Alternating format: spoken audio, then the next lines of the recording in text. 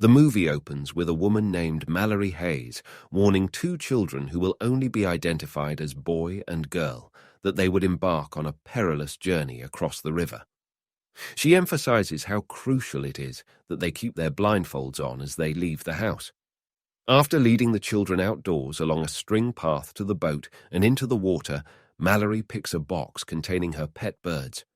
It was 5 years ago. Malorie is a painter currently expecting a child. Sister Jessica pays her a visit, and the two of them watch a TV story on the mysterious mass suicides that began in Siberia and are now occurring throughout Europe. Jess views Malorie's artwork, which she claims represents a lack of connection, and assures Malorie that the baby will change all of that. After that, she offers to accompany Malorie to the doctor. Malorie joked with Jess about drinking while pregnant when she sees Dr. Lapham. Lapham doesn't find the jokes amusing and gives Malorie the option of letting someone else adopt the child if she decides she isn't ready to raise the child. Malorie and Jess observe a woman they passed earlier acting erratically and slamming her head on the glass pane as they leave the building. They understand that whatever afflicted people in Siberia and Europe has now reached America. They rush outside as chaos breaks out and cars are being crashed in the street. Malorie is driven away by Jess, but soon after, Jess's eyes begin to change color and she begins to seem scared of something that only she can see.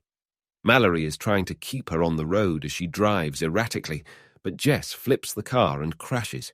Malorie can only watch as her sister steps in front of a truck as Jess remains in a trance, despite the fact that they manage to live. Malorie joins the others in the race. She stumbles, falling in front of a house. Even though her husband Douglas disagrees, Lydia leaves her home to go support Malorie.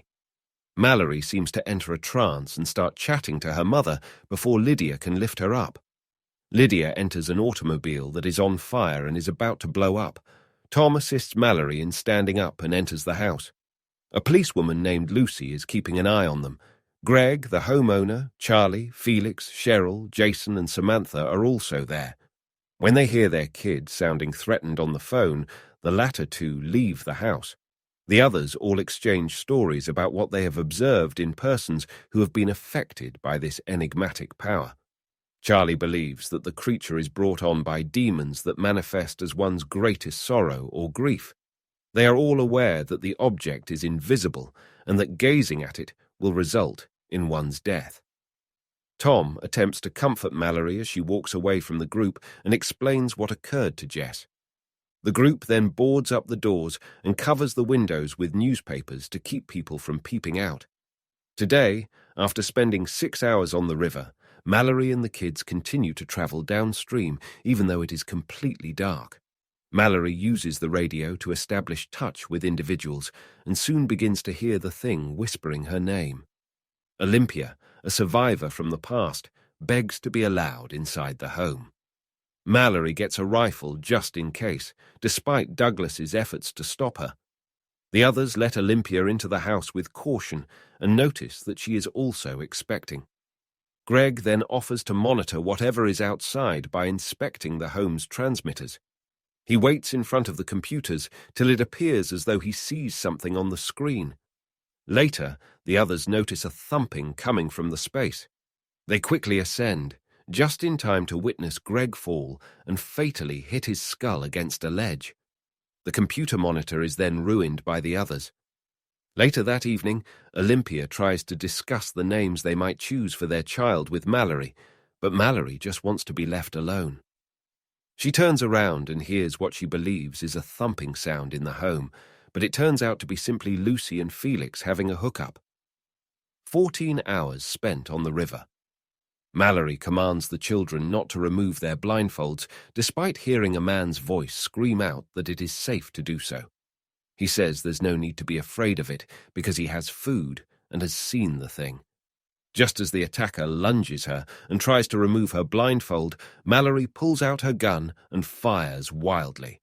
Malorie engages the man in combat before slaying him with a machete. The group had previously started to run out of food and is aware that no rescue will arrive.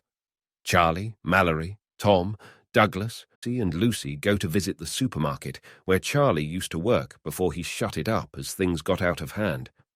They cover the windows with paint and use the car's navigation. They attempt to ignore the fact that they feel as though they are driving over dead bodies on the road. The thing is now encircling them, as indicated by the GPS. Starting to sound over a proximity alert, Tom is successful in getting them away from danger. When they get at the market, they stock up on food. Malorie decides to take several birds she encounters with her as pets. Suddenly, they hear Fish Fingers, a co-worker of Charlie's, pleading to be released from a freezer. He then begins rambling about how stunning the thing is and how it must be seen. Fish Fingers begins to scream, but Lucy, Tom, and Douglas are able to restrain him. After seeing the thing, Charlie understands he is doomed. Fish Fingers and Charlie are both locked in the freezer where Charlie dies when he charges Fish Fingers. This allows the others to go home. Fish Fingers screaming for freedom can still be heard. That evening, Malorie and Douglas briefly connect over their personal issues. The sound of the car being driven away is then heard by the others. When they enter the garage, they discover that both and Lucy and Felix have vanished. A 24-hour river trip, Malorie takes a break from rowing. Boy slips out of the boat and fell into the cold water when it suddenly hit an obstacle in the river, and her backpack fell into the river. Malorie does her best to warm Boy up despite the food and blankets that she lost into the river. As she moves into the woods to try to obtain food, she leaves the children in the boat. Malorie walks into a building where she found some blanket, then hears a noise and notices objects being tugged by the monster and moving on their own. Though she succeeds in leaving the structure, the ghost keeps calling her name. Girl leaves the boat to assist Malorie after hearing her fire her gun at the phantom, but Malorie catches her and scolds her for leaving the boat as they return to it. Tom recalls to Malorie how, while serving in Iraq, he and his fellow soldiers would follow a dad as he was taking his children to school in the midst of the mayhem. They both begin to feel something for one another. Gary, a man in need, is allowed entry to the mansion by Olympia. Gary is vigorously searched and questioned by the others. He claims to have been forced to gaze at the creatures by several escaped mental patients who chased after him and his friend. One of them was fought off by Gary's companion, who then managed to escape and rush to the house. He claims that there are also those outside who are not wearing blindfolds and who actively seek to see the creatures so that they may be seen by others. Cheryl knocks Douglas out and allows Gary to stay while they lock Douglas in the garage, since Douglas doesn't trust Gary and is trying to eject him from the house with a gun. Malorie reassures Olympia that she is not a burden despite her heartfelt apology for letting Gary inside. Malorie agrees when Olympia asks her to look after her child in the event that something were to happen to her.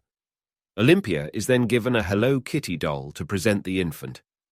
A 38-hour river journey girl is depicted carrying the Hello Kitty doll, implying that she is Olympia's child. To warn them that they are approaching the rapids and that it will be the most hazardous section of the trek, Malorie wraps herself and the children in a blanket. Both children offer to keep their eyes open when she claims that someone would need to be able to see to navigate. Malorie determines that it is not worth risking either of them, so she says that no one will look and that they should just brave the rapids while wearing blindfolds. Past Malorie and Olympia, both start to experience labor. Gary pulls out a number of sketches of the monsters, while Tom and Cheryl assist the women. Gary is one of the mad people who has seen the creatures and wants others to see them. Douglas notices that before tearing the sheets off the windows, he takes Malorie's birds and puts them in the refrigerator, as they seem to perceive and warn others of danger. Gary tries to evict Douglas by opening the garage door. Malorie gives birth to a male, while Olympia gives birth to a daughter. When Gary enters, he raises the blinds so Olympia can see. Right before she leaps out the window, she hands her baby to Malorie. Cheryl eventually commits suicide by cutting herself with scissors when Gary pushes her to open her eyes to the outer world. Douglas enters the room brandishing the rifle, but he is unable to fire since he cannot see Malorie and the infants with his eyes open. He succeeds in shooting Gary in the arm, but stabs Douglas to death with the scissors instead. When Tom and Gary both spot the weapon, they both attempt to seize it. Tom is seen heading to be with Malorie and the babies after 2 shots are heard. 5 years have passed. Tom criticizes Malorie for failing to bond with the children or even give them names while they have been living together and raising the 2 children. When they go outside to investigate, they see some people leaving in their cars without any window coverings. To warn the children, Malorie begins setting up her system outside. The 2 get a radio communication at night from a man named Rick, who claims to be at a secure compound with an abundance of food and supplies. He gives them directions on how to cross the river to go to the compound, warning them against going there with kids and explaining that they would need to be able to see in order to pass. Rick instructs them to locate the location by listening for bird sounds. Malorie believes the compound might be a trap, but Tom wants to visit it. The previous survivors arrive at the home from outside. Malorie and the children escape without incident, and Tom goes to confront them. Tom is told to remove his blindfold by the survivors, who are commanded by Whistling Marauder. Before he fires a shot himself, Tom kills 3 of the marauders when they spot Malorie and the children.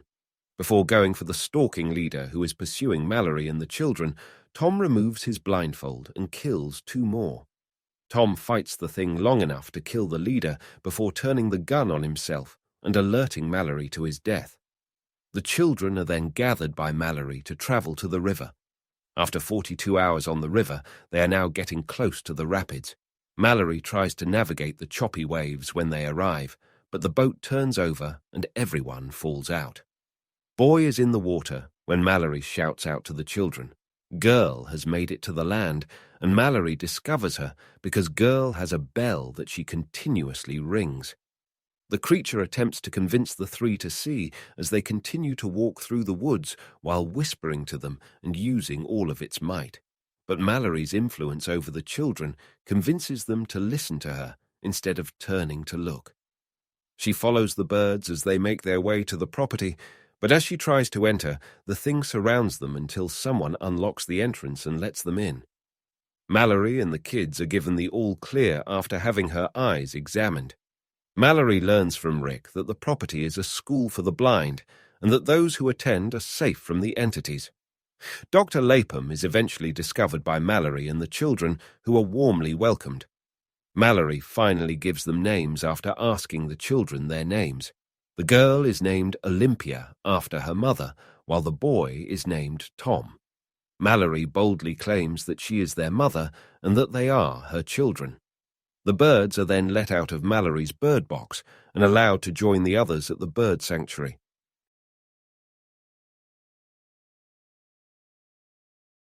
Please subscribe for more and hit the notification button.